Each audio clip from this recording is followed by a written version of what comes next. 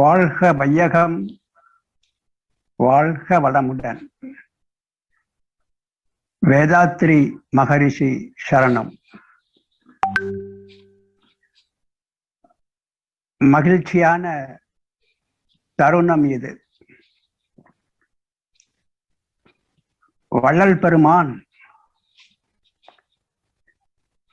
இறைவனிடம் வேண்டிய போது, அப்பா, நான் வேண்டுதல் கேட்டு அருள் புரிதல் வேண்டும், ஆருயிர்க்கெல்லாம் நான் அன்பு செயல் வேண்டும் என்றவர், யாருடைய உறவு எனக்கு வேண்டும் என்றும் சொல்லுவார். நினது திரு மலரடி நினைக்கின்ற உத்தமர்தம் உறவு வேண்டும் என்பார். நினது திரு மலரடி நினைக்கின்ற உத்தமர் தம் உறவு வேண்டும் என்று வள்ளல் பெருமானார் சொன்னதைப் போல, இறை சாதனை மார்க்கத்தின் மூலமாக இறைவனது மகத்துவத்தையும் செயல்களையும் இந்த உலகிற்கு பறைசாற்றி கொண்டிருக்கும் இந்த இறை சாதனை மார்க்கத்தில் இணைந்துள்ள அன்பர்கள் அனைவரது உறவையும் நான் பெரிதும் நாடுகிறேன், வணங்குகிறேன். இறை சாதனை மார்க்கத்தின் வேர்களாகவும் விழுதுகளாகவும் இருக்கிற அன்பர்களை நான் மிகவும் பாராட்டுகிறேன். இன்று நாம் சிந்திக்கவிருப்பது, வாழ்க்கை சிறிது தத்துவம் என்று பார்க்கும்போது, தத்துவம் என்பது நமது படிப்பு. ஆனால் அதை வாழ்க்கையில் எவ்வாறு நாம் பயன்படுத்துவது என்பதுதான் அந்த படிப்பினுடைய சிறப்பு. வள்ளல் பெருமானார் வள்ளுவனார் கூறியதை போல, கற்க கசடற, அது முதல் பாகம். பிறகு இரண்டாவது பாகம் நிற்க அதற்கு தக. ஆக அந்த நிற்க அதற்கு தக என்ற ஒரு வாக்கியம்தான் கற்க கசடற என்ற வாக்கியத்திற்கு ஒரு ஆதாரமாக அமைகிறது. எனவே நாம் தத்துவத்தையும் சிறிது தொட்டு, அது எப்படி நமது வாழ்க்கையில் பின்னி பிணைந்திருக்கிறது என்பதை உணர்த்தி, அந்த பிணைப்பை உணரும் போது வாழ்க்கை இனிமையாக நமக்கு மாறுகிறது என்பதனை நாம் சிந்திக்கவிருக்கிறோம். தத்துவம் என்பது தத்துவத்திற்குமாகவே மட்டுமல்ல, அது வாழ்க்கையின் இனிமைக்கு பயன்பட வேண்டும். எனவே தத்துவார்த்தமாக நாம் ஆரம்பிக்கும் போது, ஆரம்பத்திலிருந்தே நாம் வந்தால் கூட, ஆதியாக நாம் காண்பது அறிவும் ஆற்றலுமான பெருவெளி. அதனுடைய தன்னிருக்கத்தால் இறை துகள்களாக தன்மாற்றம் அடைகிறது. இறை துகள்கள் தொகுப்பாக மாறிய போது, அந்த தொகுப்பை நாம் விண்துகள் அல்லது ஆகாஷ் துகள் என்று கூறினோம். இந்த விண்துகள்களின் கூட்டுதான் பஞ்சபூதங்கள் என்பது நமது தத்துவத்தினுடைய சுருக்கம். பஞ்சபூதங்களுக்கு அப்புறமாக தன்மாற்றம் தொடர்கிறது. எப்படி தொடர்கிறது என்றால், பஞ்சபூதங்களின் கூட்டாக ஒரு மிகச்சிறிய கூட்டு அங்கே உருவாகிறது. பேரறிவு என்று சொல்லுகிறோமே, பெருவெளியினுடைய பேரறிவு. அந்த பேரறிவினுடைய கருணையினால் அங்கே ஒரு சிறிய ஒரு பஞ்சபூதங்களால் ஆன ஒரு கூட்டு உருவாகிறது. அந்த கூட்டினுடைய சிறப்பு என்னவென்றால், அங்கே முதல் பௌதீகமான விண் துகள்களுடைய சுற்று ஓட்டம் நடைபெறுகிறது. ஆக சுற்று ஓட்டம் கொண்ட விண்களின் சுற்று ஓட்டம் கொண்ட ஒரு சின்னம் சிறிய ஒரு கூட்டு அங்கே உருவானது. அதை நாம் அந்த சின்னம் சிறிய கூட்டில் விண் துகள்களுடைய சுற்று ஓட்டம் ஏற்பட்ட போது அதுதான் அந்த கூட்டினுடைய உயிரோட்டமாக வருகிறது. ஆக இந்த உயிரோட்டமுள்ள இந்த கூட்டு மிக சின்னம் சிறியது, ஒரு பாக்டீரியா போன்று என்று வைத்துக் கொள்ளுங்களேன். அதுதான் முதலாக உயிருள்ள ஒரு அமைப்பாக உருவாகிறது. இது பூமியில் நிகழ்ந்து 2 கோடி வருஷங்கள் ஆகின என்று சொல்வார்கள். ஆக உயிர் என்பது ஒரு பாக்டீரியாவில் ஏற்படுகிற ஒரு சுற்று ஓட்டத்தில் உருவான உயிரோட்டத்தோடு கூடிய ஒரு அமைப்பு. எப்பொழுது அந்த உயிரோட்டம் அந்த சுற்று ஓட்டம் ஏற்பட்டதோ அங்கே அதற்குள்ளாக ஒரு 2 கட்டளைகள் உருவாகின. அது அந்த பேரறிவு அந்த சுற்று ஓட்டம் உள்ள அந்த கூட்டிற்கு கொடுத்த 2 கட்டளைகள். ஒன்று, இப்பொழுது உருவான இந்த சுற்று ஓட்டத்தை, இந்த உயிர் ஓட்டத்தை நீ எப்படியாவது தக்க வைத்துக் கொள்ள வேண்டும், விட்டுவிடக்கூடாது. இரண்டாவதாக, இதே மாதிரியான ஒரு அமைப்பை நீ உருவாக்கிவிடவும் வேண்டும். இந்த 2 கட்டளைகளில் தான் இந்த எந்த உயிரினமும் இன்றும் செயல்படுகிறது. ஆக அந்த உயிர் ஓட்டத்தை தக்க வைப்பதற்காக எனக்கு வேண்டியது என்ன என்று பார்க்கும்போது, அது விலங்கினம் வரைக்கும் இன்னொரு விலங்கை பிடித்து சாப்பிட்டு அதனுடைய உயிரை தக்க வைத்துக் கொண்டது. பிறகு 6வது அறிவாக மனித இனம் வந்த போதுதான் அந்த உயிரை தக்க வைப்பதற்காக விவசாயம், அக்ரிகல்ச்சர் என்ற ஒரு அமைப்பு, ஒரு தொழில் உருவாக்கியது. ஆக இந்த உலகில் முதலாக தோன்றிய தொழில் விவசாயம். ஆக அந்த விவசாயத்தில் உணவை உற்பத்தி செய்து அந்த உணவினால் அந்த உயிரோட்டத்தை தக்க வைக்கிற ஒரு கலையை மனித இனத்தில் வந்தது. ஒன்றை மட்டும் நான் மீண்டும் வலியுறுத்த வேண்டும். முதலாக உருவான அந்த பாக்டீரியா என்ற அந்த அமைப்பிற்கு 2 கட்டளைகள் வந்தன. ஒன்று, எப்பாடுபட்டாவது இந்த உயிரை நீ தக்க வைத்துக் கொள்ள வேண்டும். இரண்டாவது, இதை மாதிரி ஒரு அமைப்பை உருவாக்கி விட வேண்டும் என்ற கட்டளைகள் வந்தன. அந்த பேரறிவு நீ என்னை வணங்க வேண்டும் என்று சொல்லவில்லை. அதுதான் அந்த பேரறிவினுடைய ஒரு கருணை. அதற்கு ஆணவம் இல்லை. ஆகவே நீ என்னை வணங்க வேண்டும் என்று அது சொல்லவில்லை. அது இட்ட கட்டளை 2 கட்டளைகள் தான். இந்த 2 கட்டளைகளை மையமாக வைத்துதான் இன்று உலகத்தில் அனைத்து செயல்களும் நடைபெறுகின்றன. ஆக எனது உணவுக்காக, எனது விவசாயத்திற்காக நிலம் வேண்டும். ஆக எப்பாடுபட்டாவது அந்த நிலத்தை நான் சேகரிக்க வேண்டும். ஆக இந்த நிலம் எனது என்று ஆக வேண்டும். அந்த நிலத்தை நான் விரிவுபடுத்த வேண்டும் என்ற செயல்கள் எல்லாம் எழுந்தன அந்த உயிரை தக்க வைப்பதற்கான ஒரு காரணத்திற்காக. அப்புறமாக நான் இப்போது உயிரோடு நன்றாக இருக்கிறேன். ஒரு காலகட்டத்தில் நோய்வாய்ப்பட்டு முடியவில்லை என்றால் அந்த நோயிலிருந்து எப்படி தப்பிப்பது நான் என்று நினைத்த இந்த உயிர் அந்த அந்த அந்த நினைப்பினுடைய ஒரு செயல்தான் என்று ஒரு மிகப்பெரிய தொழிலாக ஹெல்த் இன்சூரன்ஸ் என்று போகிறோம். அங்க ஏன் போறோம்? இந்த உயிரை எப்படியாச்சும் தக்க வைக்கணும். எனக்கு முடியலைன்னா கூட நீங்க வந்து பணம் கொடுத்து அதை உருவாக்கிவிடணும், சரி பண்ணிவிடணும். Health insurance.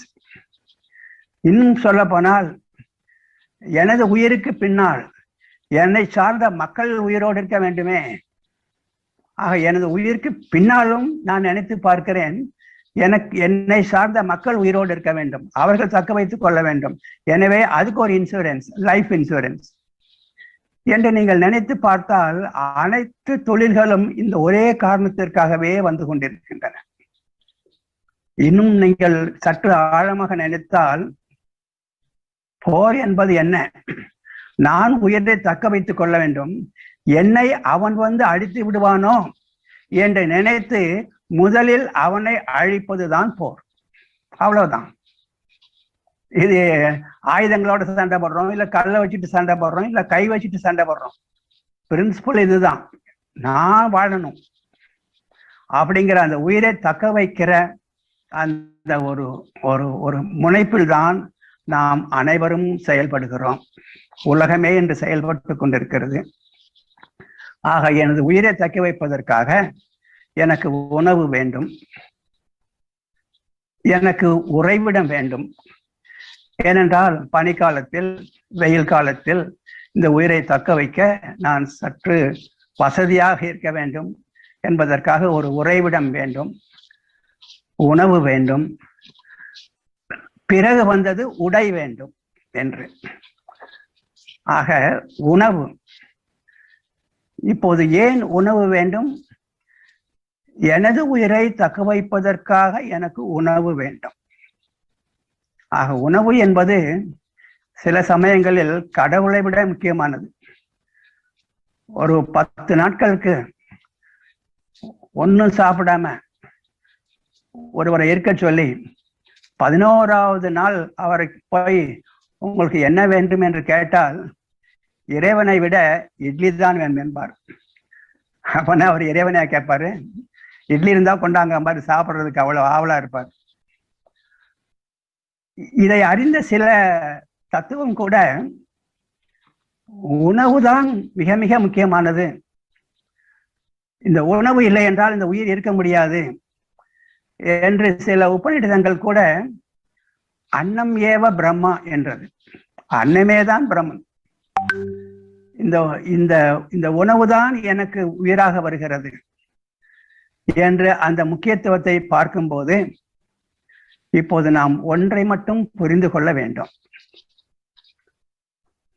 இப்போது எனது உயிரை தக்க வைக்க எனக்கு காலையில் 3 இட்லி வேண்டும் என்றால், நான் ருசிக்காக 4வது இட்லியை சாப்பிடுவேன் என்றால், அந்த 4வது இட்லி எனக்கு அவசியம் இல்லை, யாருக்கோ போக வேண்டிய இட்லி நான் திருடி விடுகிறேன். ஆக நாம் உணவு உண்ணும் போது நமக்கு ஜாக்கிரதையாக இருக்க வேண்டும். இந்த 4வது இட்லி யாருக்கோ போக வேண்டியது, அதை தந்திரமாக எனதாக்குகிறேன். ஒவ்வொரு முறையும் நாம் சாப்பிடும் போது எந்த அளவு நமக்கு உணவோ அந்த அளவு மட்டுமே நாம் எடுத்துக்கொள்ள வேண்டும். அந்த அளவை மீறும் போது அது இன்னொருவருடைய உணவு, அவர் உயிரை தக்க வைத்துக் கொள்வதற்கு அவருக்கு இந்த உணவு வேண்டும், அந்த உணவை நான் தடுக்கிறேன் என்பதை நாம் நினைத்து பார்க்க வேண்டும். எனக்கு சற்று வலிமை இருக்கிறது, ஆகவே எனது உயிரை தக்க வைப்பதற்காக நான் உணவை தேட முடியும், உணவு வீட்டில் இருக்கிறது. ஆனாலும் சில ஜீவன்கள், சக மனிதர்கள் பல காரணங்களினால் அந்த உணவு கிடைக்காமல் அலைகிறார்கள். அப்போ ஒரு மனிதனுக்கு உணவு கிடைக்காமல் இருக்கும்போது அவனுக்குள்ளாக இருக்கிற அந்த அறிவு எப்படியாவது தக்க வைக்க வேண்டுமே என்று அவனுக்குள்ளாக இருக்கிற அந்த அறிவு, அந்த தெய்வம் வாடுகிறது. எனவேதான்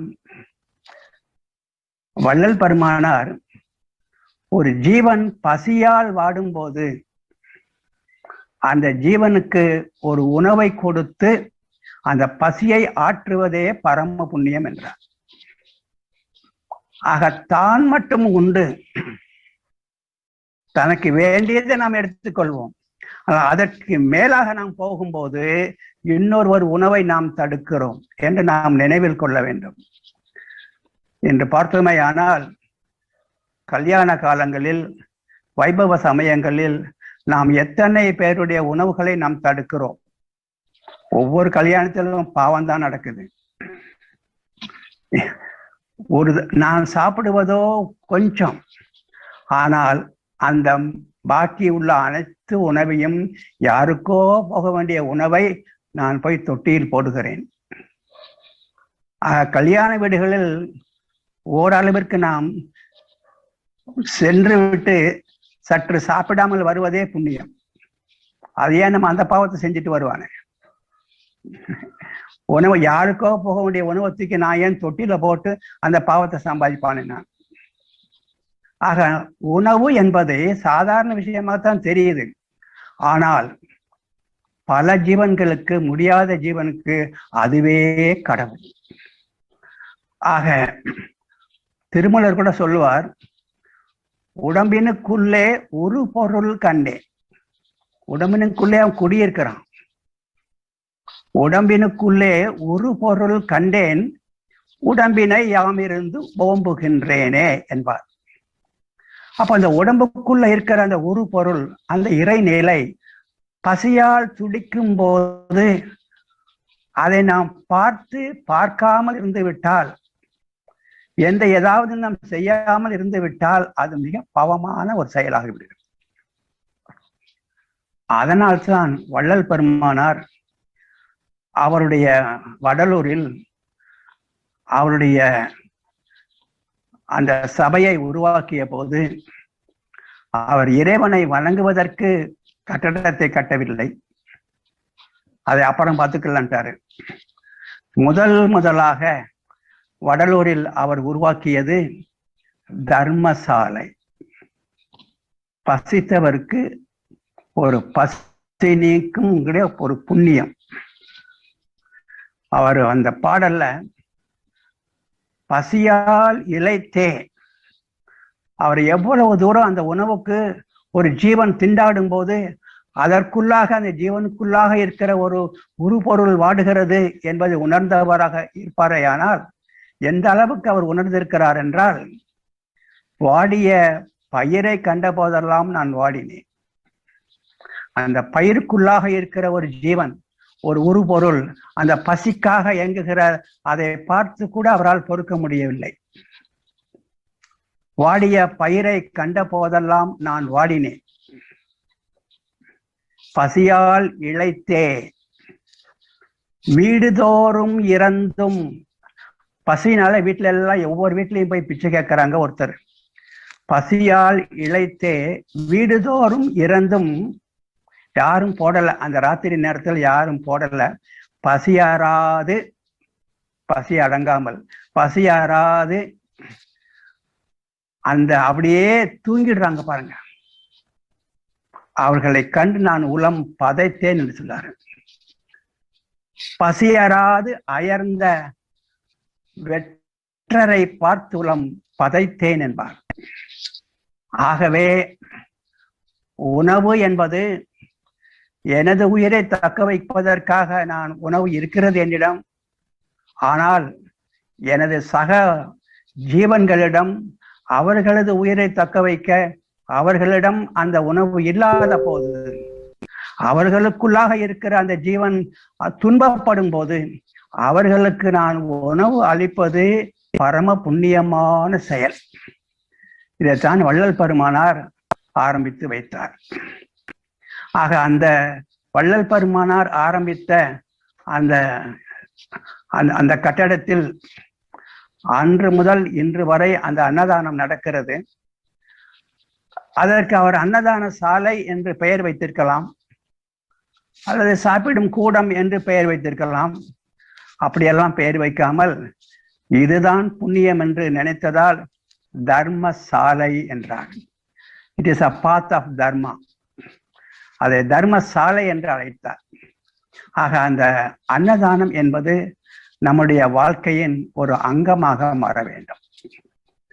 ஆக அந்த உயிர், ஏதேனும் ஒரு உயிர், அந்த உயிரை தக்க வைப்பதற்காக ஒரு ஜீவன் வழி இல்லாமல் சிரமப்படுமே ஆனால் அந்த ஜீவனுக்கு ஒருவாய் சோறு, ஒருவாய் அன்னம் கொடுப்பது உள்ளே இருக்கிற அந்த உரு பொருளுக்கு நாம் செய்கிற ஒரு மிகப்பெரிய ஒரு வணக்கம் என்று நாம் நினைத்து அந்த அன்னதான செயலை நாம் கையில் எடுக்க வேண்டும். இந்த நினைப்பில்தான் பிற உயிர்களுடைய பசியை போக்க வேண்டும் என்ற ஒரு நினைப்பில்தான் நமது ஆசிரமத்தில் கடந்த 2 வருடங்களாக அவர்களால் அந்த பசியை போக்க முடியாத நிலையில் உள்ளவர்களுக்கு பார்த்து அவர்களுக்கு அனுதினமும் நாம் உணவை நாம் இங்கிருந்து அனுப்பி கொண்டிருக்கிறோம். ஆக நமது உயிரை தக்க வைப்பதோடு அது சாதாரண நிலை. பிற உயிர்களிடமும் அந்த கருணையை காட்டி அந்த ஜீவன்களிடமும் நாம் கருணை காட்டி அவர்களது உயிரையும் தக்க வைக்கிற செயல் இருக்கிறதே, அது மிகப்பெரிய ஒரு புண்ணியம். ஆக எனது உணவுக்கு மேல், எனது அளவுக்கு மேல் நான் சாப்பிடாமல் இருப்பதே புண்ணியம். ஏனென்றால் அந்த அளவுக்கு மேல் நான் சாப்பிடும்போது இன்னொருவருடைய உணவை நான் பறிக்கிறேன் என்பதுதான் பொருள். ஆக உணவு நமக்கு வேண்டியதுதான், ஆனால் அதில் இத்தனை விஷயங்கள் அடங்கி இருக்கின்றன.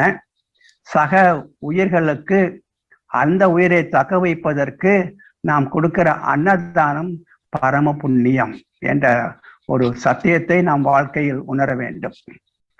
நாம் புண்ணியத்தை தேட வேண்டும் என்றால் எந்த வகையிலெல்லாம் தேட வேண்டும் என்பதை நாம் சற்று தெரிந்து வைத்துக் கொள்ள வேண்டும். ஆக உங்களுடைய வாழ்க்கையில் அன்றாடம் ஒரு ஜீவனுக்காகவது அவர்களுடைய பசியை போக்குவதற்கு ஏதாவது நாம் உதவி செய்துவிட்டால் அன்று வந்துவிட்டது நமக்கு ஒரு மிகப்பெரிய ஒரு புண்ணியம் என்ற நினைப்பில் நமது வாழ்க்கையை நாம் வாழ வேண்டும். பிறகு உறைவிடம், பிறகு உடை என்று வருகிறது. உறைவிடம் என்று சொல்லும்போது ஒரு பனிக்காலத்தில் ஒரு வசதியாக உறங்கவும் அல்லது ஒரு வெயில் காலத்தில் அங்கும் ஒரு வசதியாக இருக்கவும் எனக்கு உறைவிடம் வேண்டியிருக்கிறது, உண்மைதான். ஆனால் அன்பர்களே, இந்த உணவு, இந்த உறைவிடம், இந்த உடை என்ற மூன்றும் ஃபண்டமெண்டல் நீட்ஸ், அடிப்படையான தேவைகள். அதை யாரும் மறுக்க முடியாது, அடிப்படையான தேவைகள். ஆனால் மனித குலத்தில் என்ன ஒரு தவறு ஏற்பட்டு விட்டது என்றால், இந்த அடிப்படையான தேவைகளோடு ஒரு ஆணவமும் சேர்ந்து விட்டது. அடிப்படையான தேவைகள் மட்டுமே என்று அதை கருதாது, அதை எனது ஆணவத்தினுடைய சின்னம் என்று மாறிவிட்டதால் உடை என்று நாம் சொல்லுகிறோமே அல்லது உறைவிடம் என்று சொல்லுகிறோமே, கொஞ்சம் நினைத்து பாருங்கள். ஒரு குடும்பத்தில் 6 பேர் இருக்கலாம். அவர்களுக்கு உறைவிடத்திற்கு எவ்வளவு பெரிய வீடு வேண்டும்? ஒரு 2000 ஸ்கொயர் ஃபீட்டே வச்சுக்கோங்க. ஆக 2000 ஸ்கொயர் ஃபீட்டுக்கு மேல நான் வீடு கட்டும் போது இன்னொருவருக்கு சேர வேண்டிய சிமெண்ட், இன்னொருவருக்கு சேர வேண்டிய கம்பி, அதை நான் பறிக்கிறேன் என்று அர்த்தம். நீங்க கவர்மெண்ட்ல மட்டும் ஒரு ரூல் போடட்டும், எல்லாருக்குமே 2000 ஸ்கொயர் ஃபீட் தான் மேக்சிமம் அப்படின்னு ஒரு ரூல் போடட்டும், எல்லாருமே வீடு கட்டலாம். அந்த உறைவிடம் எல்லாத்துக்குமே கிடைக்கும். ஆக நாம் அந்த உறைவிடத்தை கட்டுகிற போது ஆணவத்திற்கு உட்பட்டு விடுகிறோம், தேவைக்கு உட்படவில்லை. தேவைக்காக நாம் ஆரம்பிக்கிறோம், ஆனால் ஆணவத்திற்கு உட்பட்டு விடுகிறோம்.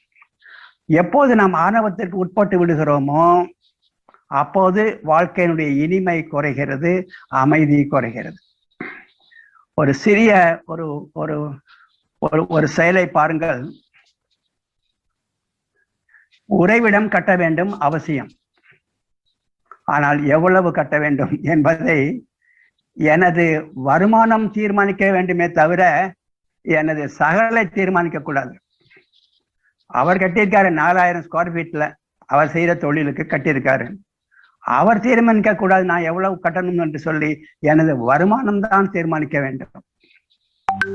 பொதுவாக நம்ம பார்த்தோம்னா இந்த வீடு கட்டும் போது வீடு கட்டுறது நல்லதுதான், நம்மளுடைய உறைவிடம் கண்டிப்பாக வேண்டும், நல்லதுதான். நமது வருமானம் அந்த வீட்டினுடைய தலைவருக்கு தெரியும் நம்ம வருமானம் எவ்வளவுன்னு சொல்லிட்டு அதுக்கு தகுந்தாற் போல ஒரு பட்ஜெட் போடுறாரு.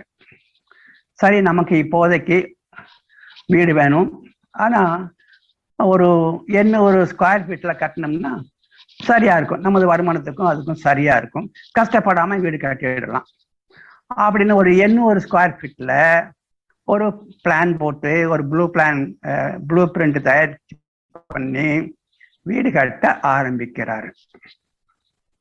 அவசியமானதான் வீடு கட்டுறது. இந்த வீடு கட்டும் போது அவருடைய நண்பர் வந்து பாக்குறாரு. அப்படி வீடு ஆகிக்கிட்டு இருக்கு. அப்ப அவருடைய நண்பர் வர்றாரு. அப்ப அவர் வந்து பார்த்துட்டு என்ன சொல்றாரு, எங்க 800 ஸ்கொயர் ஃபீட்ல வீடு கட்டுறீங்களா, சரி இதுக்கு மாடிக்கு போறதுக்கு படி வைக்கலீங்களா அப்படிங்கிறாரு. இவர் இல்லைங்க, அதுக்கெல்லாம் ரொம்ப எஸ்டிமேட் ஜாஸ்தி ஆகும், விட்டுட்டங்க அப்படிம்பாரு. ஏங்க நீங்க வீடு என்ன அடிக்கடியா கட்ட போறீங்க, ஒரு மாடிப்படியை போடுங்கள, சேர்த்தா மேல போய்க்கிடலாம், புறங்கிக்கிறலாம், நல்லதானே அப்படின்னு ஒரு மாடிப்படியை சேர்க்கிறாரு. இப்போ இது கொஞ்சம் ஆணவம். எனக்கு நம்ம வீட்லயே மாடிப்படி இருக்கணும் அவசியம் இல்லை, ஆனால் கொஞ்சம் மாறுது. சரி, மாடிப்படியை சேர்த்தாச்சு, இன்ஜினியர் கிட்ட மாடிப்படியை போட்டுருங்கன்ட்டாச்சு, ரைட்டு. அப்புறம் வீட்டுல இருக்கிறவங்க, நம்ம வீட்டுக்காரம்மா இன்னொரு வீட்டு கிரகப்பிரவேசத்துக்கு போறாங்க. அங்க போயிட்டு வந்த உடனே என்ன சொல்றாங்க, அந்த வீட்டுக்கு போயிருந்தேங்க, அங்க ஃப்ளோர் எல்லாம் ராஜஸ்தான்ல இருந்து வந்து வாங்கிட்டு வந்து போட்டிருக்காங்க, ரொம்ப அழகா இருக்கு அப்படின்னு சொல்றாங்க. இவர் என்ன நினைச்சுக்கிட்டு இருப்பாரு, சாதாரணமா ஏதோ ஒரு டைல்ஸ் போட்டு முடிச்சிடலாம் நினைச்சுக்கிட்டு இருப்பாரு எஸ்டிமேட்ல.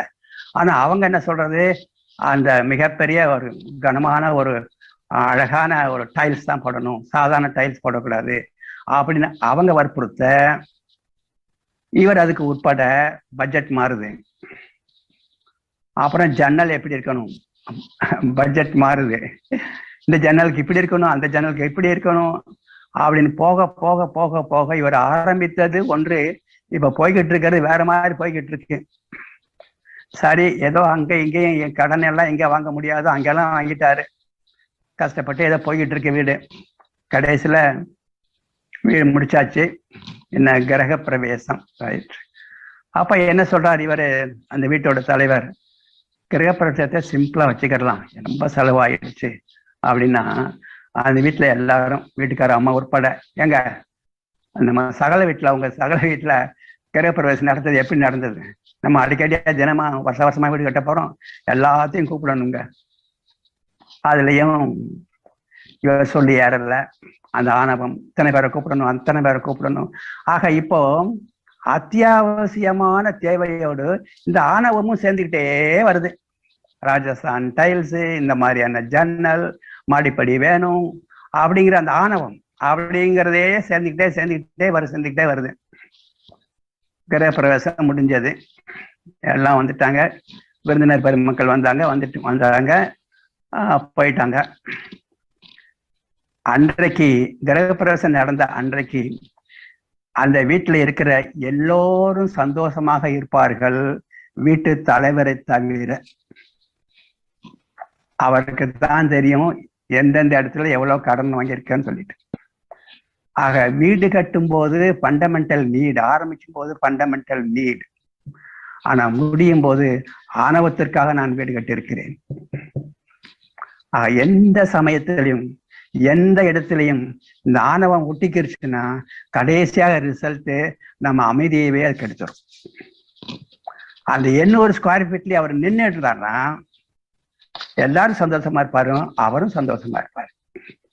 ஆக ஒரு செயல் அவசியமானதுதான், செய்ய ஆரம்பிக்கும் போது அது நம்முடைய ஃபண்டமெண்டல் நீட். ஆனால் முடிக்கும் போது அது கிரீட்ல வந்து முடியுது.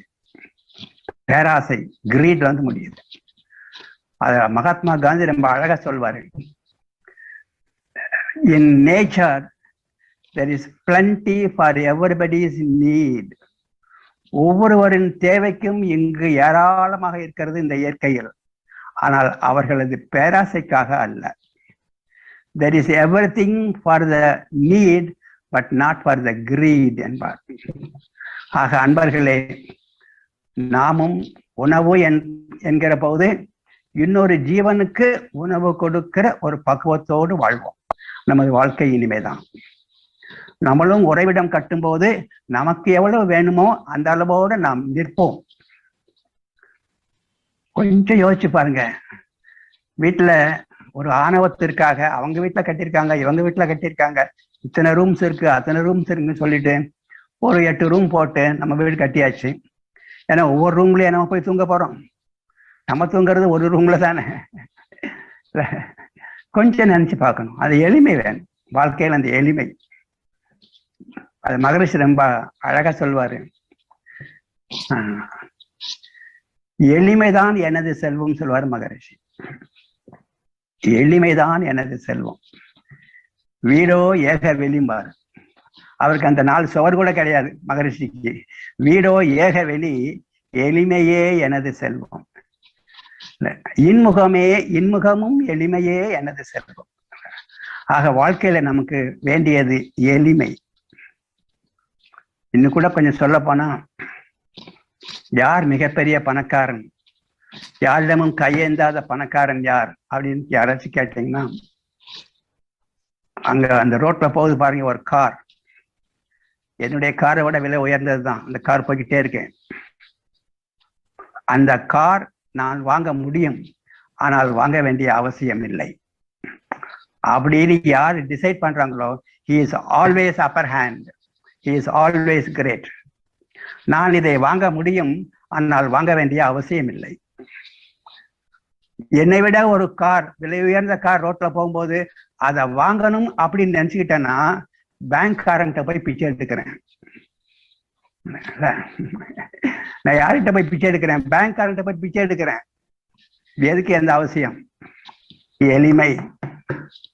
ஆக வாழ்க்கையின் இனிமைக்கு அவசியமானது ஒரு எளிமை. எல்லாத்துலயும் ஒரு எளிமையா இருக்கு, சிம்பிள். இப்போ உணவை பார்த்தாச்சு, உறைவிடத்தை பார்த்தாச்சு. இதே ஆணவம் தான் உடையிலையும் வருது. உடை என்பது பேசிக்கலா என்ன? நமது மானத்தை காப்பாற்றுகிற ஒரு அங்கி. அது அவ்வளவுதானே உடை என்பது. ஆனால் இதில் எத்தனை ஆணவம் இதுல இல்ல. நான் வாங்கியிருக்கிறது 10,000 ரூபாய் சேலை, நான் வாங்கியிருக்கிறது 1,00,000 ரூபாய். இதுல இந்த என்னென்னமோலாம் வேலைப்பாடுகள் இருக்கு. இது அவ்வளவு இருக்கு, இது 50,000, இது 2,50,000 லட்சம். இல்ல ஏன் இந்த படோடாபம்?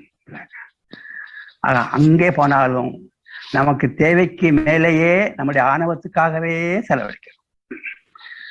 கொஞ்சம் இங்கதான் மகரிஷி ஒரு இடத்துல சொல்றார், பருத்தி என்ற ஒரு மிகப்பெரிய ஒரு ஒரு வஸ்துவை நமக்கு இறைவன் தந்திருக்கிறான்.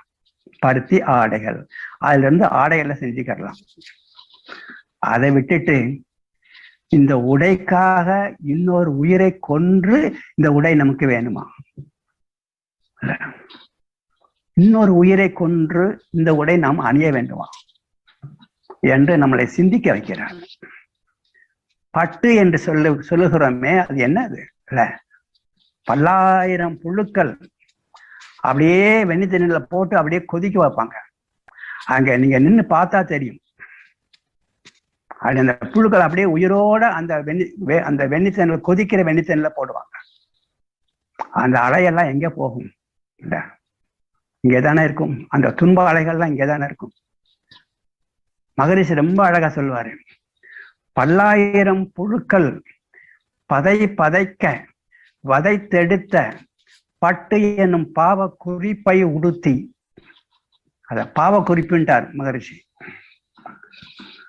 பல்லாயிரம் புழுக்கள் பதைக்க வதைத்தெடுத்த பட்டு என்னும் பாவ குறிப்பை உடுத்தி என்ன பண்றான்? உடுத்திக்கிட்டு சொல்லாயிரம் சேர்த்து தெய்வத்தை துதி பாட, சொர்க்கலோகம் வேண்டி தெய்வத்தை துதி பாட, உன் சொல்ல இங்கே செயல இங்கே. நீ எதை கேட்கிற, நீ எதை செய்த. ரொம்ப அழகான ஒரு 4 லைன் தான் அந்த பாடல். சாட்டையடியாக இருக்கும். ஆக பட்டு என்ற பாவ குறிப்பை உடுத்தி நம்ம அதுதான் உயர்ந்த ஒரு உடை என்று கூட நம்மை நம்ப வைத்து விட்டார்கள். ஆக உணவு என்கிற போதும், உறைவிடம் என்கிற போதும், உடை என்கிற போதும் அவசியமான விஷயங்கள் தான். ஆனால் அதோடு நமக்கு ஆணவம் சேர்ந்ததுனால் ஒவ்வொன்றின் முடிவிலும் நாம் பாவத்தை தான் செஞ்சுக்கிட்டு இருக்கிறோம்.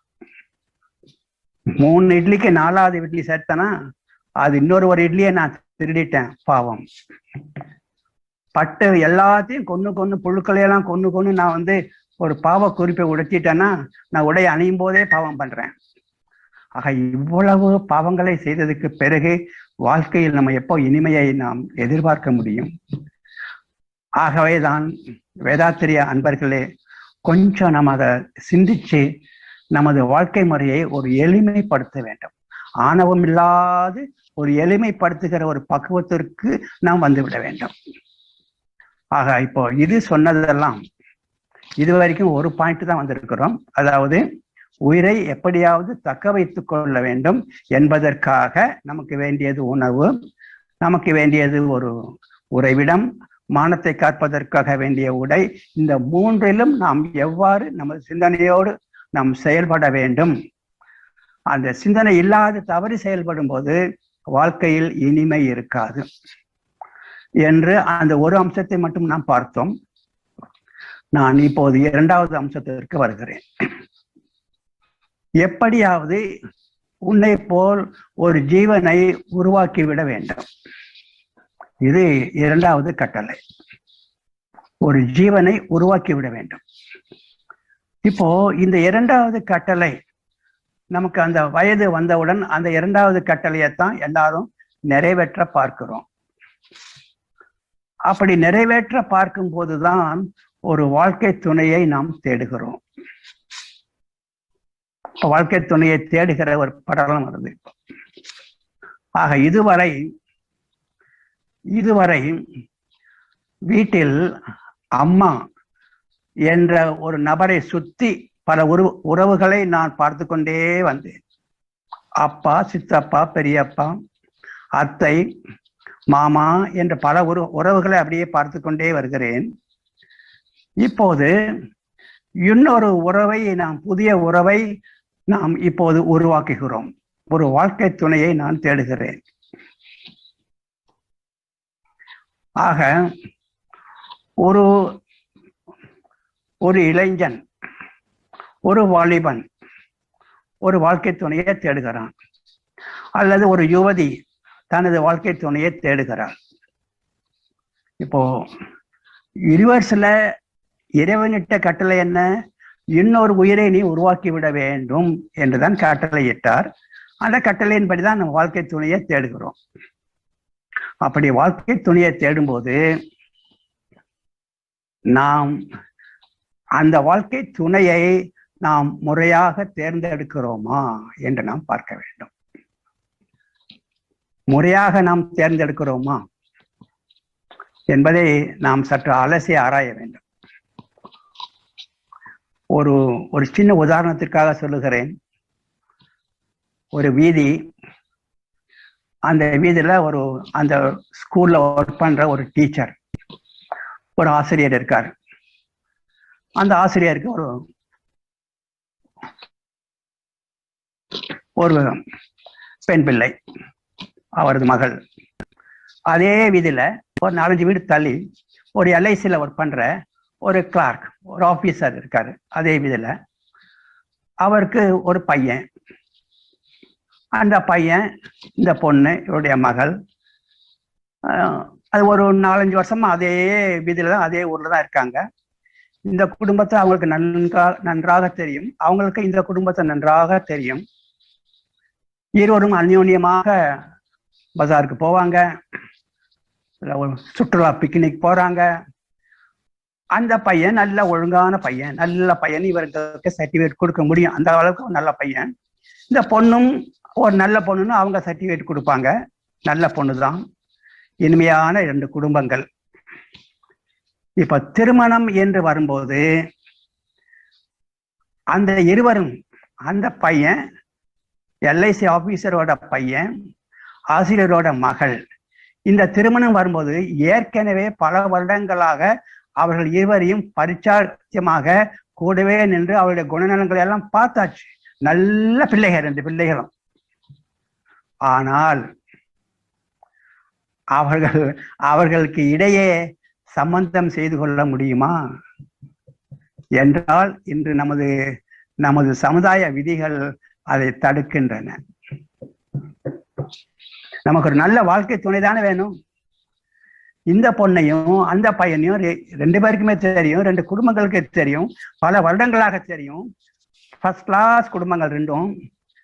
அவர்களுக்குள்ளாக சம்பந்தங்கள் செய்யும் போது மட்டும் சமுதாய விதி குறுக்கிடுகிறது. இப்போ இந்த தெரிஞ்ச ஃபேமிலியை விட்டுட்டு ஒரு நல்ல ஃபேமிலியை விட்டுட்டு எங்கோ டெல்லியில எனது ஜாதிங்கிற ஒரே காரணத்திற்காக முன்பின் கூட பார்க்காத ஒருவர், 2 குடும்பங்களும் மிக நெருக்கமான குடும்பங்கள், ஒருவரை ஒருவர் புரிந்து கொண்ட குடும்பங்கள். அப்படி இருக்கும்போது சம்பந்தம் பேசும்போது மட்டும்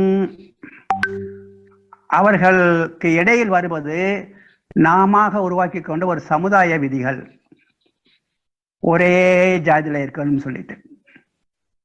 அது யார் போட்ட ரூல்? கவர்மெண்ட் அப்படி ரூல் போட்டிருக்கு. நல்ல வாழ்க்கை துணையை தேட வேண்டும், அதுதான் நமக்கு வேண்டியது. அதை விட்டு டெல்லியில ஏதோ நம்ம பூர்வீகத்துல நம்ம கிராமத்துல இருந்து அங்க போனவங்க ஒருத்தவங்க நம்ம ஜாதி அப்படின்னு சொன்ன ஒரே காரணத்திற்காக முன்பின் கூட அவங்கள பார்த்திருக்க மாட்டோம். அந்த பையன் எப்படிப்பட்டவன் கூட தெரியாது. ஆனா ஜாதி என்ற ஒரே காரணத்திற்காக அங்கே நம்ம சம்பந்தம் செய்யறோம். ஆனால் அந்யோன்யமாக பழகி கொண்ட 2 குடும்பங்களுக்கு இடையே சம்பந்தம் செய்யறதுக்கு நம்ம ஆர்வம் காட்டல. அப்போ எப்படி அந்த திருமணம் இருக்கும்? சான்ஸ் தான். இப்படி இருந்தாலும் இருக்கும், அப்படி இருந்தாலும் இருக்கும். ஆக நான் அடிக்கடி சொல்றது உண்டு, நமக்கு தெரிந்த நல்ல பையன், நமக்கு தெரிந்த நல்ல ஒரு பெண், அப்படி இருக்கும்போது ஏதோ ஊர் பேர் தெரியாத நம்ம ஜாதி என்ற ஒரே காரணத்திற்காக ஒரு இடியட்டு கொடுக்கறதுல என்ன பிரயோஜனம் இருக்கு? ஆகவேதான் நாம் சிந்திக்க வேண்டும். இறைவனிட்ட கட்டளை உன்னை போல் ஒருவனை உருவாக்கி விட வேண்டும் என்பதுதான். உங்க ஜாதியில தான் கல்யாணம் பண்ணணும்னு இறைவன் சொல்லல. அந்த ஜாதின்னு வரும்போது உங்க சாய்ஸ் ரொம்ப குறியிடுது, ரொம்ப சிறுசாயிடுது. உங்க சாய்ஸ் குறியிடுச்சு, ரொம்ப குறுகி போச்சு. Wide choice. அந்யோன்யமாக அட்லீஸ்ட் குறைந்தபட்சம் 1 வருடமாவது அவங்களுக்கு தெரிஞ்சிருக்கணும். அப்படி வாழ்க்கை துணையை தேடணும்.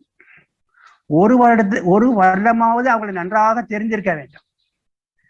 ஏனென்றால் ஒரு பிள்ளையை இன்னொரு வீட்டுக்கு அனுப்புகிறோம். அந்த வீடு எப்படிப்பட்டது, அவர் எப்படிப்பட்டவர், அந்த பையன் எப்படிப்பட்டவன், அந்த சம்பந்திகள் எப்படிப்பட்டவங்க, அப்படி முன்பின் தெரியாத நம்ம எப்படி அந்த வீட்டுக்கு அனுப்புறது? குறைந்தபட்சம் நான் சொல்லுவது 1 வருடமாவது 2 சம்பந்திகளும் அல்லது பையனும் பொண்ணும் 1 வருடமாவது அவங்களுக்கு நன்றாக ஒருவரையோடு அறிந்தவர்களாக இருக்க வேண்டும். அப்பதான் பிரச்சனைகள் குறையும். ஆக தேர்ந்தெடுப்பது என்பது ஏதோ பெற்றோர்கள் சொன்ன உடனே சரி என்று சொல்லுகிறதும் இல்லை, ஏதோ இந்த பையன் பார்த்த உடனேயே சரி என்று சொல்வதும் இல்லை. 2 பேருமே கலந்து எந்த அளவிற்கு நமக்கும் அந்த குடும்பத்திற்கும் பரிச்சயம் உண்டு என்பதை தீர்மானித்து ஆறாமற தீர்மானிக்க வேண்டிய விஷயம் இது.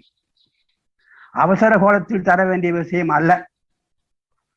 ஏனென்றால் எனது வாழ்க்கையில் நான் பல மாதிரியான சம்பவங்களை நான் பார்த்திருக்கிறேன், சந்தித்திருக்கிறேன். எனது கல்லூரியில் படித்த ஒரு பெண், அவள் டிகிரி படித்து கொண்டிருக்கிறாள். செகண்ட் இயர் தான் படிச்சுக்கிட்டு இருக்க அந்த பொண்ணு. அப்போ அப்பா அம்மா வந்து டிசி கேட்கறாங்க. நான் அப்ப பிரின்சிபலா இருக்கிறேன். அப்பா அம்மா வந்து டிசி கேட்கறாங்க. நான் சொன்னேன், செகண்ட் இயர் தானே படிக்கிறது, என்ன விஷயம்னு, ஒரு வருஷம் படிக்கட்டுமே, ஏன் டிசி கேட்குறீங்கன்னு சொன்னான். இல்லைங்க, எங்கள் ஜாதியில் ஒரு பையன் நல்லா படிச்சுட்டு டெல்லியில் இருக்கிறான், அவங்களுக்கு கல்யாணம் பண்ணுற அவசரமா அவங்க வீட்டில் சொல்கிறாங்க, அதனால பொண்ணு இங்கே கொடுத்துடலாம்னு இருக்கேன். எங்க அந்த பையனை பார்த்தீங்களா? படித்த பையன்தான். என்ன விஷயம் என்று கேட்டால் கூட, இல்லைங்க, எல்லாம் நம்ம ஜாதி பையன்தாங்க, அவங்க சொன்னாங்க, இவங்க சொன்னாங்க, தரகர் சொன்னாங்க அப்படின்னு சொல்லிட்டு அந்த ஜாதிக்கு தான் முக்கியத்துவம் கொடுக்குறாங்களே தவிர பையனை பத்தி அவங்களுக்கு கவலைப்படலை. சரின்னு சொல்லிட்டு டிசி கொடுத்தாச்சு. இது ஃபர்ஸ்ட் இயர்ல நடந்தது. நான் அந்த பொண்ணோட செகண்ட் இயர்ல நான் இப்போ பிரின்சிபலா ஆன சமயம். அது உறவுக்கார பையன்னு சொன்னாங்க. சரி, கொடுத்தாச்சு. ஒரே ஒரு 6 மாதம் கூட போகல, இந்த பொண்ணு அவங்க வீட்டுக்கு போன உடனே தெரிந்து கொண்டால் ஏற்கனவே அவனுக்கு திருமணம் ஆக்கிவிட்டது என்று. எங்க ஒரு பொண்ணை இன்னொரு வீட்டுக்கு அனுப்புற ஒரு பெற்றோர்கள் அந்த பையன் எப்படிப்பட்டவன் வந்து தெரிஞ்சுக்க வேணாமா? அந்த பையனுக்கு ஏற்கனவே திருமணம் ஆகிவிட்டது என்று இந்த கல்யாணத்துக்கு அப்புறமாக இந்த பெண் தான் கண்டுபிடிக்கிறான்.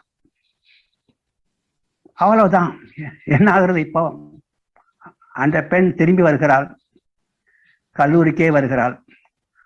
ஒரு வருடம் போயிடுச்சு, ஒரு 1.5 வருஷம் போயிடுச்சு. கல்லூரிக்கே வந்து, என்னம்மா சௌக்கியமா இருக்கியா அப்படின்னு கேட்கிறேன். கண்ணீர் மல்க நிற்கிறார். ஆக இன்னொரு வீட்டுக்கு நம்ம அனுப்புறோமே ஒரு பெண், இன்னொரு வீட்டு பையனை நம்ம வீட்டுக்குள்ள அலோ பண்றோமே, இன்னொரு வீட்டு பையனை அலோ பண்றோமே, எப்படிப்பட்டவர்களாக அவர்கள் இருக்க வேண்டும் என்பதை நாம் சிந்தித்து பார்க்க வேண்டும். கொஞ்சம் அதுல கொஞ்சம் டைம் ஸ்பெண்ட் பண்ணி எப்படிப்பட்டவர்கள் தெரிந்து கொண்டு நாம் இதை செய்தால் மிக மிக நல்லது. இதில் ஜாதி மட்டுமே வந்து தீர்மானித்து விடவும் கூடாது என்பதை நாம் புரிந்து கொண்டு ஆற அமர அந்த பெண், அந்த பையன், பெற்றோர்கள் எல்லாம் சேர்ந்து ஆற அமர சிந்தித்து முடிவெடுக்க வேண்டிய ஒரு தருணம் அது. அப்படி முடிவு எடுக்க முடியாமத்தான் வாழ்க்கையில பல கஷ்டங்களை பல பேர் அனுபவிக்கிறாங்க என்று பார்த்ததுக்கு பிறகு இப்போ திருமணம் ஆகிவிட்டது. ரைட். இப்போ திருமணம் ஆகி அந்த பெண் நம்ம வீட்டுக்கு வந்தாச்சு. இப்ப திருமணத்திற்கு பிறகு இப்போ இதுவரைக்கும் நான் வந்து ஒரு அப்பாவாக இருந்தேன். இப்போ திருமணத்திற்கு பிறகு என் வீட்டுக்கு ஒரு மருமகள் வந்தவுடனே நான் மாமனார் ஆகிறேன். ப்ரமோஷன், எனக்கு ஒரு ப்ரமோஷன். நம்ம வீட்டுல அவங்களுக்கு இது வரைக்கும் ஒரு அம்மாவாக இருந்தாங்க. மருமகள் வீட்டுக்கு வந்த உடனே அவங்க இப்போ மாமியார் ஆகிறாங்க, ஒரு ப்ரமோஷன். பையன் இது வரைக்கும் தனிப்பட்ட ஒரு பையனாக இருந்தான், இப்போ ஒரு பெண்ணுக்கு அவன் கணவனாக ஒரு ப்ரமோஷன். அந்த பெண் கூட சாதாரண பெண்ணாகத்தான் இருந்தால், ஒரு கல்லூரிக்கு போகிற ஒரு பெண், ஆனால் இப்பொழுது ஒரு மருமகள் என்ற ஒரு ப்ரமோஷன். ஆக மாமனார் என்ற ஒரு பதவி எனக்கு புதுசு, மாமியார் என்ற பதவியும் அவங்களுக்கு புதுசு, கணவன் என்ற பதவி அந்த பொசிஷனும் பையனுக்கு புதுசு, மருமகள் என்பதும் பதவியும் அந்த பொண்ணுக்கு புதுசு. இப்போ இந்த புதிய பதவிகளில் நாம் எப்படி நடந்து கொள்ள வேண்டும்? இதான் மிகப்பெரிய ஒரு கேள்விக்குறி. இதுக்கு நமக்கு ஏதாச்சும் ஒரு ட்ரைனிங் கொடுத்துருக்காங்களா? ஏதாச்சும் ஒரு ட்ரைனிங் உண்டா நமக்கு? நீங்க யோசிச்சு பாருங்க. ஒரு கிராமத்துல போய் ஒரு 50 சின்ன பிள்ளைகளுக்கு சொல்லி கொடுக்கக்கூடிய ஒரு ஆசிரியர் இருக்கு. அந்த ஆசிரியருக்கு டீச்சர் ட்ரைனிங் கொடுக்குறோம். ஒரு 50 பிள்ளைகளை கொஞ்சம் சொல்லி கொடுக்குற ஒரு ஆசிரியருக்கு நம்ம ட்ரைனிங் வேணும்னு சொல்றோம். முறையான ஒரு டீச்சர் ட்ரைனிங் இருக்கணும், பிடி இருக்கணும், பிஎட் இருக்கணும், அப்படியெல்லாம் சொல்றோம். ஆனா இவ்வளவு பெரிய ஒரு பதவி உயர்வு பெற்ற பிறகு நான் எப்படி இருக்கணும், அப்பாவுக்கு பிறகு நான் மாமனாராக இருக்கிறேனே நான் எப்படி இருக்கணும், ஒரு சாதாரண பையன் கணவனாக மாறுகிறானே கணவன் எப்படி இருக்கணும் அப்படிங்கிறதுக்கு ஏதாச்சும் ஒரு ட்ரைனிங் நமக்கு யாராச்சும் கொடுத்துருக்காங்களா? அந்த வாழ்க்கை கல்வி நமது கல்லூரியிலும் பல்கலைக்கழகங்களிலும் இல்லை. அப்ப எப்படி அவன் நல்ல கணவனாக இருப்பான், எப்படி அவன் நல்ல மருமகளாக இருப்பாள்? ட்ரைனிங்கே இல்லையே, நீங்க சொல்லிக் கொடுக்கலையே. How to be a good son அப்படின்னு சொல்லிக் கொடுக்கலையே. How to be a good daughter in law நீங்க சொல்லிக் கொடுக்கலையே. ஆக அந்த சொல்லிக் கொடுக்காததுதான் இந்த சமுதாயத்தோட குறை. இப்ப அந்த குறையை நம்ம என்ன பண்றோம், அந்த பொண்ணு சரியில்லை, இந்த பையன் சரியில்லை, இந்த மாமியார் சரியில்லை அப்படின்னு தான் சொல்றோமே தவிர அவர்களுக்கு எங்கேயா நம்ம ட்ரைனிங் கொடுத்தோம், இந்த சமுதாயத்துல எங்க போய் ட்ரைனிங் கொடுத்தோம் அப்படிங்கிற ஒரு மிகப்பெரிய ஒரு சமுதாயத்துல ஒரு மிகப்பெரிய ஒரு குறைபாடு. இந்த குறைகளைத்தான் மகரிஷி சிந்தித்து பார்க்கிறார். ஏன்னா மகரிஷி அமெரிக்காவுக்கு போகும்போதும் சரி, டெல்லிக்கு போனாலும் சரி, எந்த ஊருக்கு போனாலும் சரி, அவர் போய் ஹோட்டல்ல தங்க மாட்டாரு. ஒரு அன்பர்களுடைய வீட்டுல தான் தங்குவார். அப்படி அந்த அன்பர்களுடைய வீட்டுல தங்கும்போது அங்கே ஏற்படுகிற சச்சரவுகள், அங்கே நிகழ்கிற கோபதாபங்கள் எல்லாம் அவர் பார்த்துக்கிட்டே தான் இருப்பார். அப்ப இதெல்லாம் இதுக்கு என்ன விடிவு காலம், ஏன் எல்லா குடும்பத்திலும் இதே மாதிரி ஒரு பிரச்சனை இருந்துகிட்டே இருக்கு என்று யோசித்து பார்க்கிறார். அப்பொழுதுதான் இதற்கான ஒரு வாழ்க்கை கல்வியை நம்ம உருவாக்க வேண்டும்.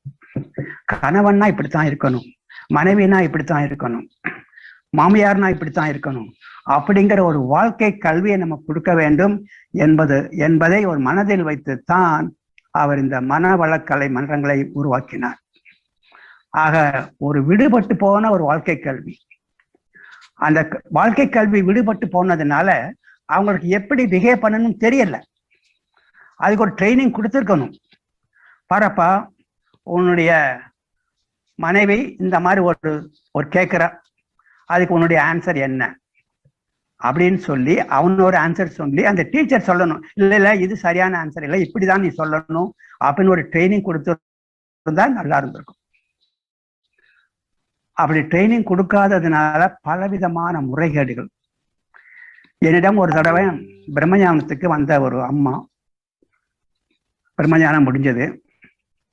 அப்போ அந்த அம்மா என்கிட்ட ஒரு கேள்வி கேட்குறாங்க, ஐயா நானும் இங்கே பல காலமாக தவம் செய்திருக்கிறேன், பிரம்மஞானம் வரைக்கும் வந்துட்டேன், ஆனால் நான் இவ்வளோ காலமாக தவம் செய்கிறேன், எல்லாம் செஞ்சுக்கிட்டு தான் இருக்கிறேன், ஆனால் என் வீட்டில் ஏன்யா இந்த சோதனை நடந்தது அப்படின்னாங்க. என்னம்மா சோதனை அப்படின்னு கேட்டேன். 6 மாதம் தாயா ஆச்சு, அதுக்குள்ள பையனுக்கு திருமணமாகி டைவர்ஸும் ஆயிடுச்சு அப்படின்னாங்க. 6 மாதங்கள்ல டைவர்ஸ். வாழ்க்கை எப்படி போய்கிட்டு இருக்கு பாருங்க. என்னம்மா விஷயம் என்னம்மான்னு கேட்டேன். அந்த அம்மா மதுரையில இருந்து வர்றாங்க. அப்ப அவங்க சொன்னாங்க, எங்க குடும்பம் ஒரு சாதாரண ஒரு நடுத்தரமான ஒரு குடும்பம். பையன் நன்றா படிச்சான், அவன் சிஏ பாஸ் பண்ணான். அப்ப சிஏ பாஸ் பண்ண உடனே இவனுக்கு கொஞ்சம் ஒரு பெரிய இடத்துல மேரேஜ் பண்ணுனா, பொண்ணு எடுத்தோம்னா அவங்க இவனுடைய ஆபீஸ் வைக்கிறதுக்கும் பல விஷயங்கள்ல இவனுக்கு கொஞ்சம் வசதியாக இருக்கும் அப்படின்னு நாங்க ஒரு பெரிய இடத்துல ஒரு பெண் பார்த்து பெண்ணை முடிவு செய்தோம். அப்ப இவங்க எதை பார்த்துருக்காங்க, பணத்தை தான் பார்த்துருக்காங்க. ஏன்னா இந்த பணம் இருந்தா வாழ்க்கையில் இன்னும் முன்னேறலாம், ஒரு ஆபீஸ் வச்சுக்கலாம், ஒரு ஆடிட்டர் ஆபீஸ் போட்டுக்கலாம் அப்படின்னு ஒரு தான் பார்த்துருக்காங்களே தவிர அந்த பெண் எப்படி இருக்கணும்னு நினைக்கல இவங்க. சரி, ஒரு பணக்கார வீட்டுல திருமணம் நடந்தது. அப்புறம் அந்த பெண் கொடுத்த மாமனார் என்ன சொல்றாருன்னா, நீங்க இப்ப சிஏ அவங்க ஆபீஸ ஒரு வாடகை வீட்டுல வச்சிருக்கீங்க, வேண்டியதில்லை, நமக்கு சொந்தமாவே இந்த ஊர்ல ஒரு வீடு இருக்கு, நீங்க அந்த வீட்டுல இருந்துக்கங்க, மேல் மாடியில நீங்க வாடகை தர வேண்டியதில்லை, அந்த வீட்டுல இருந்துக்கங்க, மாடியில நீங்க சிஏ ஆபீஸ் போட்டுக்கோங்க, ஆடிட்டர் ஆபீஸ் போட்டுக்கோங்க அப்படின்னு சொல்றாரு. பையன் யோசிக்கிறான், அதுக்காக தானே பொண்ணு கட்டினது, அதுக்காக தானே. சரி, வசதியான வீடு கிடைச்சிருச்சு, மேல ஆபீஸ் போட்டாச்சு. அதே மாமனாரு ரொம்ப வசதியானவர், நல்ல ஒரு கார் வாங்கி கொடுத்துருக்காரு. சரி, காரும் வந்துருச்சு, எல்லாம் வந்துருச்சு. ஆனா பொண்ணை பத்தி மறந்துட்டாங்க. அப்போ அவங்களுக்குள்ள அந்த சின்ன பிராயத்துல சிறு சிறு சிறு ஒரு ஊழல்கள், அது பெருசா பிரச்சனைன்னு சொல்ல முடியாது, ஒரு சிறு சிறு சிறு ஊழல்கள், கொஞ்சம் கேலி பேசுறது, அப்படியெல்லாம் அவங்களுக்குள்ள பேசிக்கிடுவாங்க.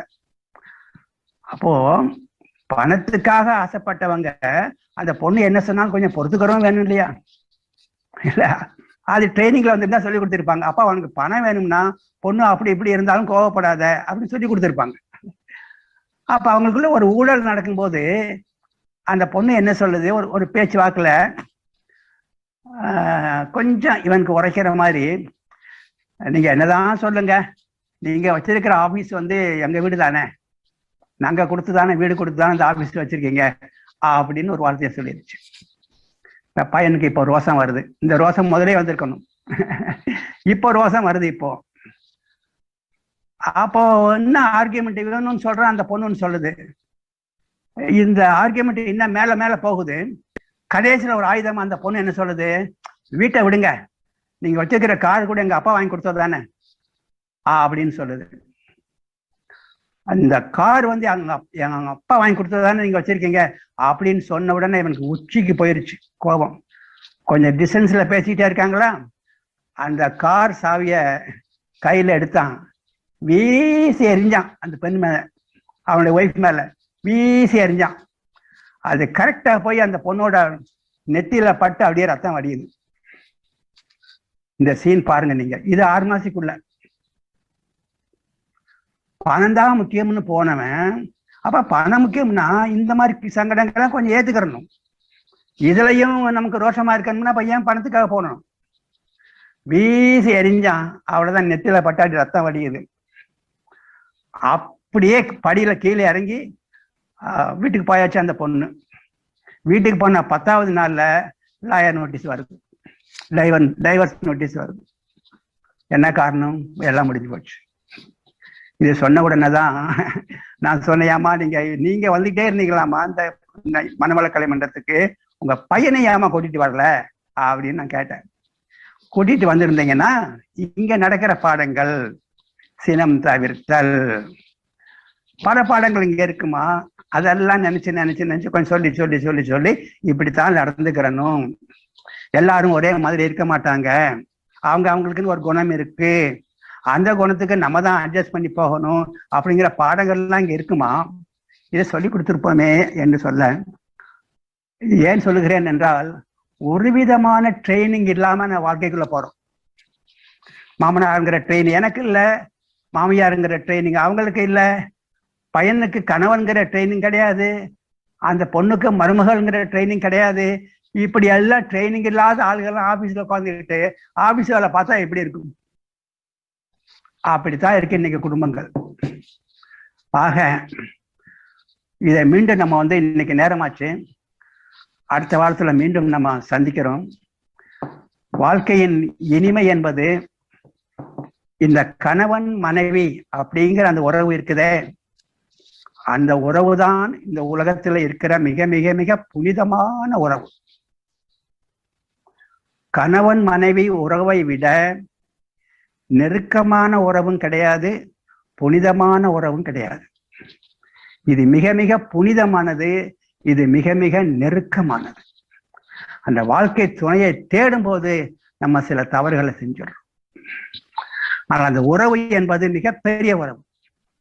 ஆக இந்த கணவன் மனைவிங்கிற உறவை விட புனிதமானது வேறு எதுவும் இல்லை என்பதால் தான் திருப்பாவை தந்த ஆண்டாள் கூட இறைவனை கணவனாக பார்த்தாள்.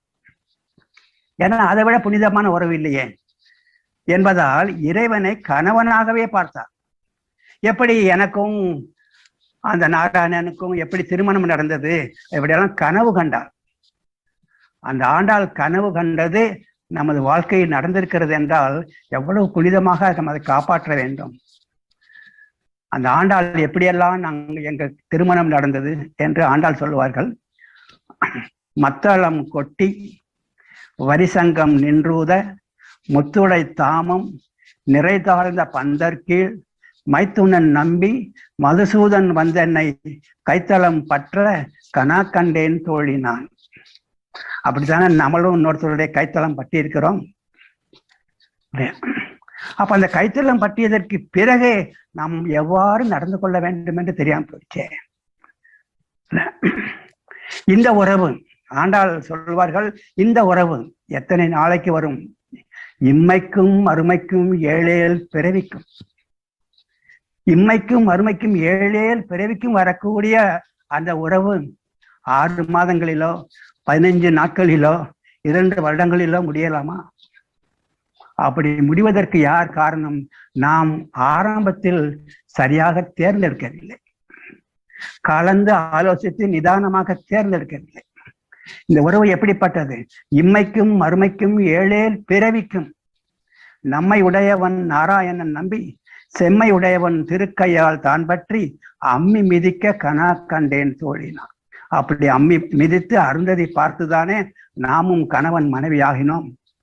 அந்த கணவன் மனைவி ஆனதற்கு பிறகு நமக்குள்ளாக ஒரு பாடம் இல்லாததால், நமக்கு ஒரு ட்ரைனிங் இல்லாததால், நமக்கு ஒரு முறையான பயிற்சி இல்லாததால் அத்தனையும் நாம் என்ன பண்ணிக்கிறோம்? அந்த சித்தர் சொல்ற மாதிரி கூத்தாடி கூத்தாடி போட்டு உடை சாண்டி என்று சொன்ன மாதிரி ஒரு திருமண பந்தத்தை சில காலங்களிலேயே முடித்து விடுகிறோம். ஆக இந்த திருமண பந்தத்தினுடைய இனிமைதான் வாழ்க்கையினுடைய முழு முதல் இனிமை. ஆக இந்த இனிமையை எப்படி நாம் மீண்டும் பெறுவது?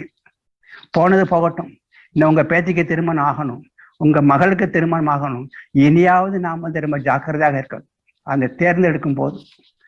ஆக இனி வருங்காலங்களில் இன்னும் வருகிற நிகழ்ச்சிகளை அடுத்த வாரத்துல இந்த கணவன் மனைவி உறவுகளை இனிமைக்கு நம்ம ஆரம்ப காலத்தில் எப்படி தேர்ந்தெடுக்க வேண்டும், தேர்ந்தெடுத்ததற்கு பிறகு நமக்கு வேண்டிய ட்ரைனிங் என்ன என்பதை பார்த்து அந்த அந்த கணவன் மனைவிங்கிற அந்த உறவுல இருக்கிற இனிமை தான் பிள்ளைகளுடைய இனிமை, குடும்பத்தோட இனிமை, குடும்பத்தோட அமைதி, இந்த சமுதாயத்தோட அமைதி எல்லாம் அதுலதான் நிற்கிது. ஆக அப்படிப்பட்ட ஒரு புனிதமான உறவை நாம் மீண்டும் அடுத்த வாரம் சந்திக்கலாம், சிந்திக்கலாம் என்று சொல்லி இதுகாரம் இந்த வாய்ப்பை கொடுத்தமைக்கு இறைமதன் அவர்களுக்கும் அவர் சார்ந்த நண்பர்களுக்கும் எனது வாழ்த்துக்களையும் வணக்கங்களையும் கூறி மகிழ்கிறேன். நீங்கள் அனைவரும் உடல் நலத்தோடு, தேக ஆரோக்கியத்தோடு, நீள் ஆயுளோடு, நிறை செல்வத்தோடு, உயர் புகழோடு வாழ்க. உங்கள் இல்லத்து பிள்ளைகள் சந்ததிகள் உயர்வாக மகிழ்ச்சியாக